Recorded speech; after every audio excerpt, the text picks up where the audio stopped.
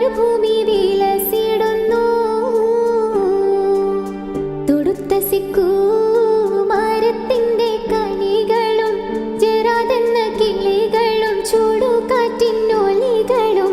ഇടക്കിടക്ക് കച്ചോട സംഘങ്ങൾ പോകുന്ന പാതകളും